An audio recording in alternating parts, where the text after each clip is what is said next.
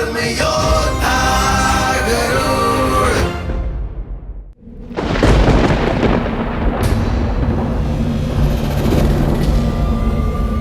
महारानी, आप?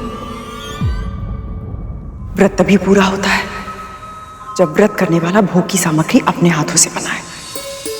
और वैसे भी भोजन बनाने का अनुभव मुझे तुझसे अधिक है।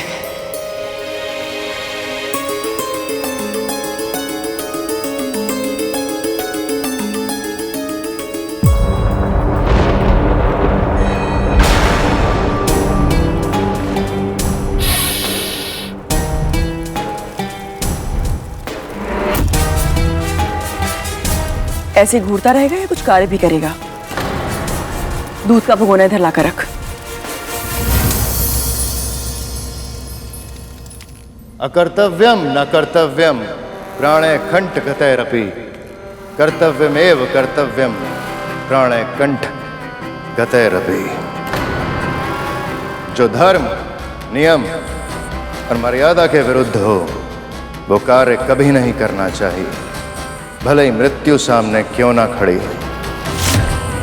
और जो कर्तव्य हो उसका पालन अवश्य करना चाहिए, भले ही मृत्यु सामने क्यों ना खड़ी हो। भले मेरे पुत्र, मैं तो केवल। क्षमा कीजिए मां, धर्म अनुसार प्रकृति के नियमों की रक्षा करना मेरा कर्तव्य है। अपने स्वार्थ के लिए उनमें कोई हेरफेर नहीं करूंगा मैं।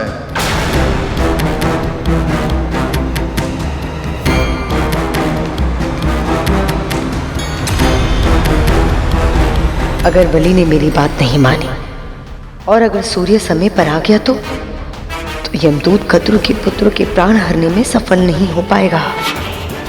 मुझे कुछ भी करके सूर्य से बात करनी होगी और ये व्रत तुड़वाना पड़ेगा।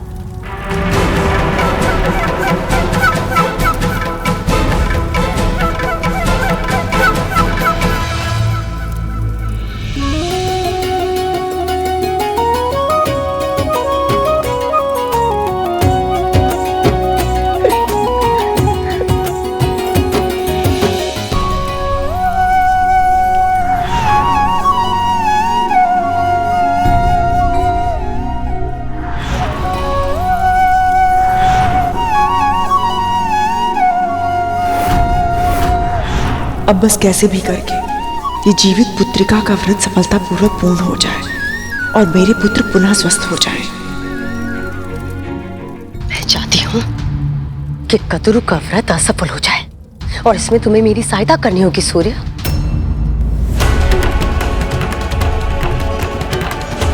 आपने पहले भी एक मां का तब व्रत तोड़ने का प्रयास किया था, तब गरुड़ के हाथों अपने अनेकों पुत्रों को खो दिया था। आप फिर से वही पाप क्यों दोहराना चाहती हैं दिति मां? यदि गरुड़ के नाग भाइयों को कुछ हो गया तो उसके क्रोध और प्रतिशोध की भावना सारी सीमाएं तोड़ देगी। सूर्य, तुम मुझे भयभीत कर रहे हो? नहीं मैं तो सत्य का वर्णन कर रहा हूं। तो प्रकृति के नियमों से बंधा है, इसलिए अपनी लोक में रहने की सुविधा का लाभ उठा पा रहा है। पर मत भूल कि तुम्हारे बाकी देव भाई किस दशा में है। हम असुरों से हारने के बाद तुम्हारे देवेंद्र के साथ वन वन भटक रहे। स्मरण रख सूर्य, यदि मैं चाहूं ना तो इसी क्षण तुझे वहां भिजवा सकती हूँ।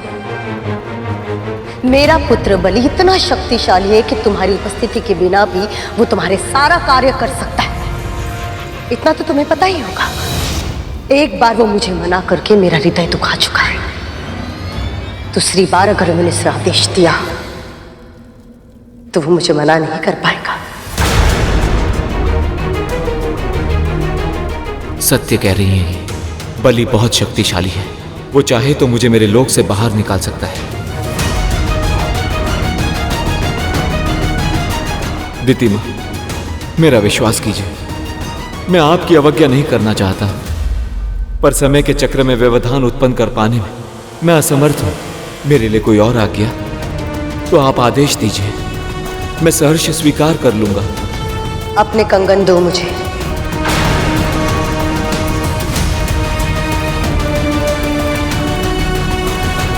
आप मेरे कंगन का क्या करेंगी माँ? सूर्य कंगन।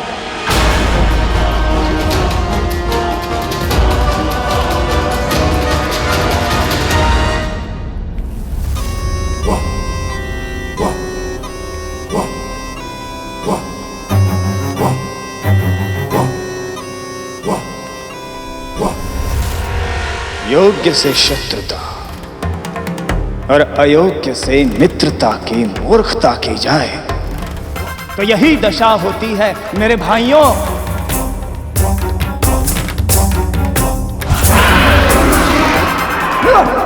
यदि उस दिन तुम सबने हम असुरों से युद्ध करने के स्थान पर हमारा साथ दिया होता तो आज तुम सब भी यहां आनंद से हंस खेल रहे होते।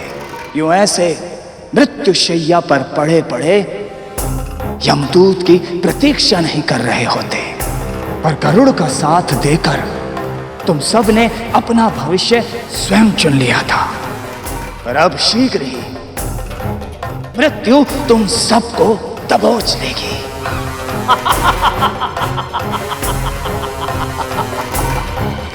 बस अब आप अपना चमत्कार दिखाइए मां।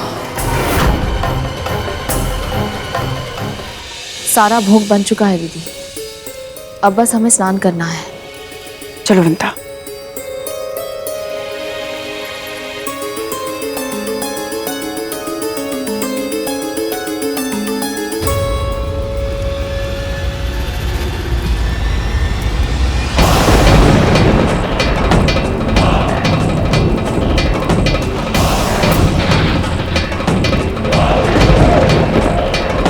लगता है अब इन्हें भी यमदूत का आभास होने लगा है। अपनी दया दृष्टि हमारे भाइयों पर बनाए रखे नारायण, हमारी माओं के व्रत को सफल बनाइए। लगता है गरुड़ को भी यमदूत दिखने लगे हैं। इसका अर्थ तो ये है कि मेरे भाइयों के प्राण और भी संकट में हैं।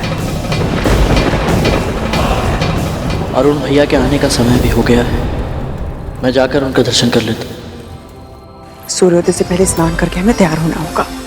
हाँ दीदी, प्रकाश की पहली किरण आते ही हमें सूर्यदेव को अर्घ देना है।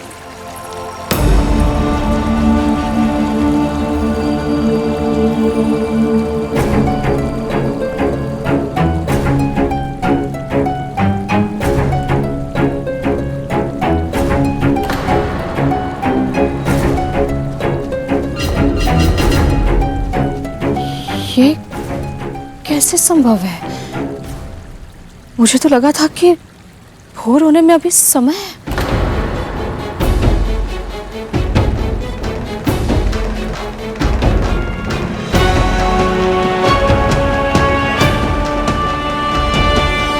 सूर्यदेव के निकलने से पहले अरुण स्वयं निकलता है, अपनी मां के दर्शन करके उन्हें प्रणाम करता है।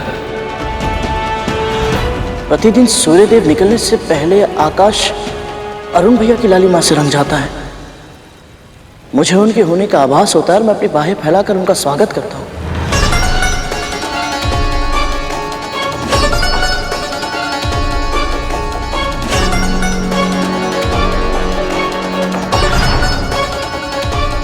और आज ऐसा कुछ नहीं हुआ।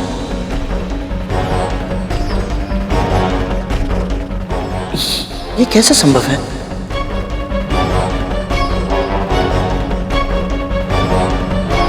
ये कैसे संभव है कि सूर्यदेव यात्रा पर निकले और अरुण भैया उनके साथ ना हो?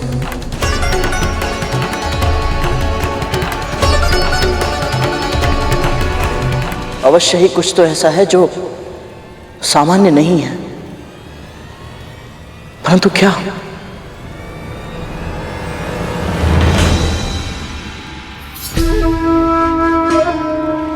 और सूर्यदेव तो पहले से आकाश में चढ़ चुके हैं। और रख देने में देर हो गई विंता। कैसे कैसे मुझसे इतनी बड़ी भूल हो गई? अवश्य भोग बनाने में समय निकल गया होगा, मुझे पता ही नहीं चला कब। अर्थात मेरी विधिवत रूप से पूरा नहीं होगा विंता। हाँ विंता, मेरे पुत्रों का क्या होगा? इतनी बड़ी त्रुटि कैसे हो गई मुझसे? अगर मेरे पुत्रों को कुछ हो गया तो सारी त्रुटि मेरी है विंता। भूल हो गई मुझसे, बहुत बड़ी भूल हो गई मुझसे विंता। कैसे हो गई मुझसे इतनी बड़ी भूल? दीदी संभालिए अपने आप को, कुछ नहीं होगा, कुछ नहीं होगा। कैसे कुछ नहीं होगा? कैसे संभालूं मैं अपने आप को? यदि मेरे पुत्र जीवित नहीं रहेंगे तो मैं जीकर क्या करूंगी?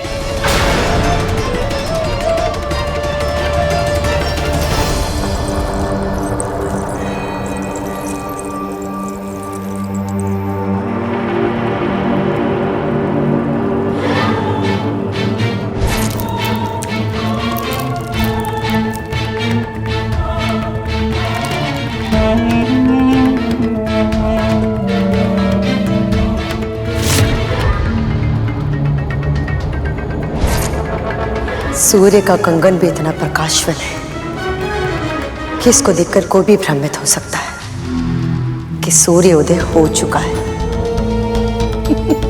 और आनंद की बात यह है कि मेरी इस चाल को कोई भी विफल नहीं कर सकता, कोई भी नहीं। यदि मेरे पुत्र जीवित नहीं रहेंगे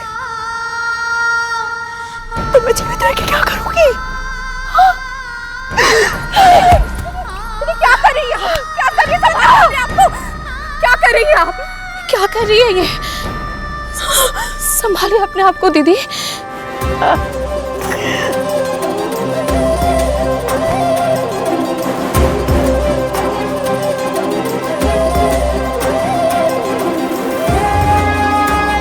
संभालिए अपने आप को दीदी, संभालिए। सब नष्ट हो गया, तुम्हारे सारे प्रयास विफल हो गए कद्रू।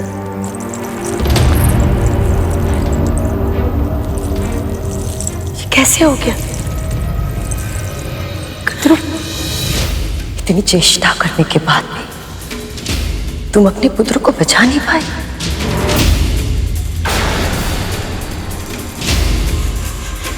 मैंने भी अपने पुत्र को है, परंतु युद्ध के मैदान में वीरता का प्रमाण देते देते वीरगति को प्राप्त हुए हैं वो।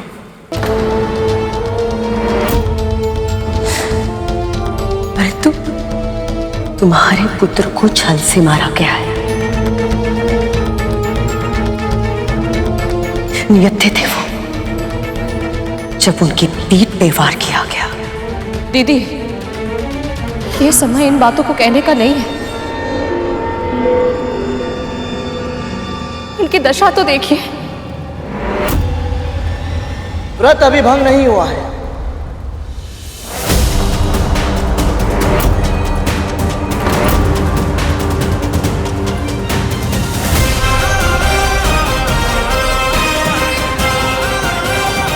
ये गरुड़ क्या कर रहा है?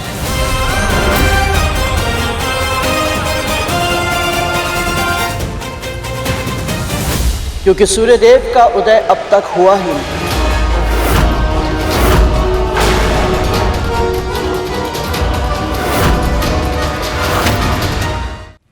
क्या कह रहा है तू? ये प्रकाश तुझे दिखाई नहीं दे रहा है? आकाश में चमकने वाली हर एक प्रकाशवान वस्तु सूर्य नहीं होती महारानी। नक्षत्र भी तो चमकते हैं।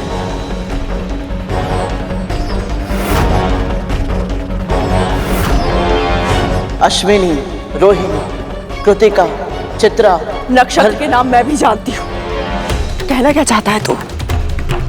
आपकी दशा समझता हूं महारानी।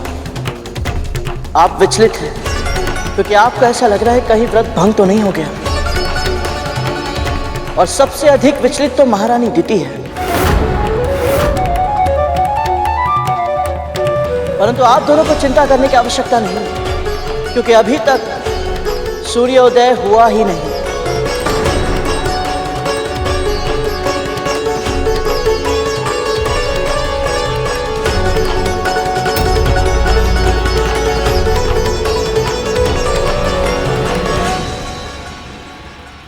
वो देखिए,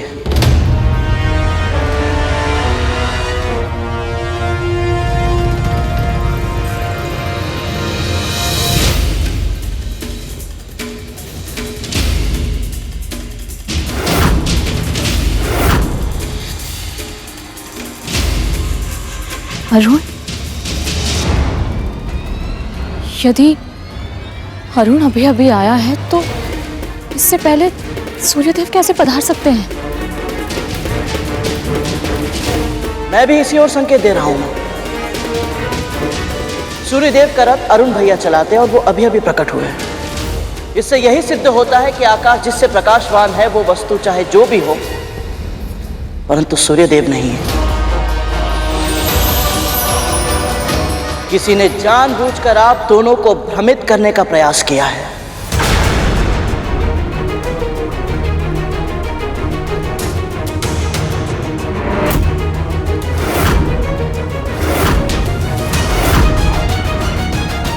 कदरू,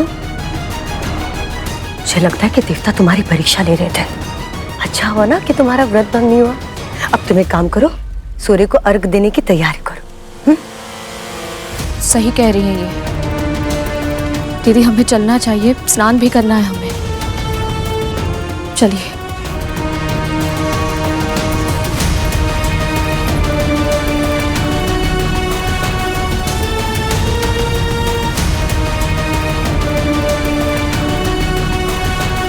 भले ही गरुड़ तुमने इस बार व्रत को टूटने से बचा लिया, किंतु कब तक?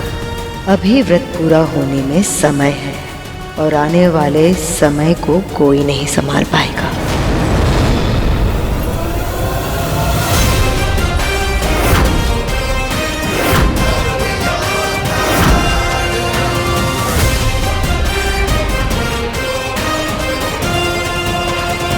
दास,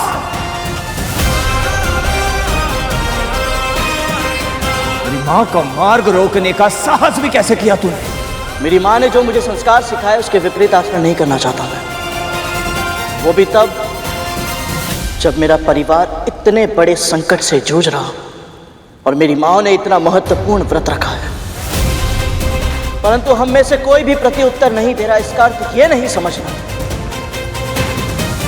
कि हमें नहीं पता कि हमारे साथ क्या किया जा रहा है। तो मुझ पे आरोप लगा रहा है?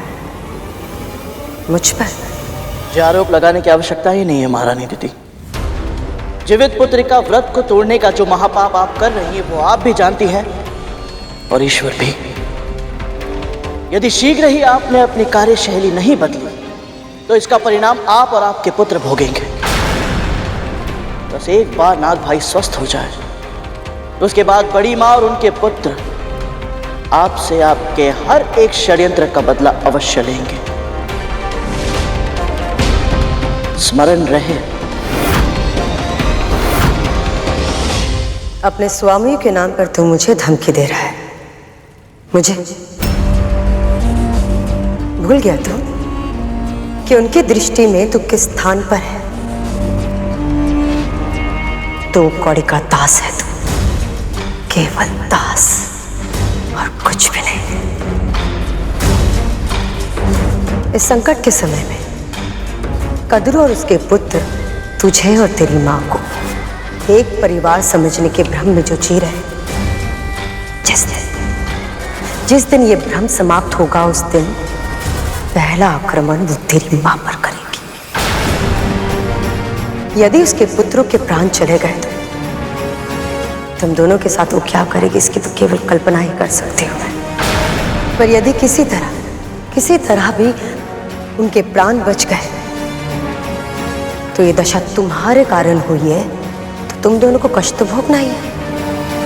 इसलिए मेरी चिंता मत करो, अपनी माँ की चिंता करो। तुम्हारी माँ चाहे कितने भी व्रत जप तप कर ले, पर ना वो अपनी नियति बदल सकती और ना ही तुम्हारी। वो एक दास थी और तुम एक दास हो, और अनंत काल तक तुम दोनों एक दास रहोगे। वो एक दास थी और तुम एक दास हो, और अनंत काल तक तुम दोनों एक दास रहोगे।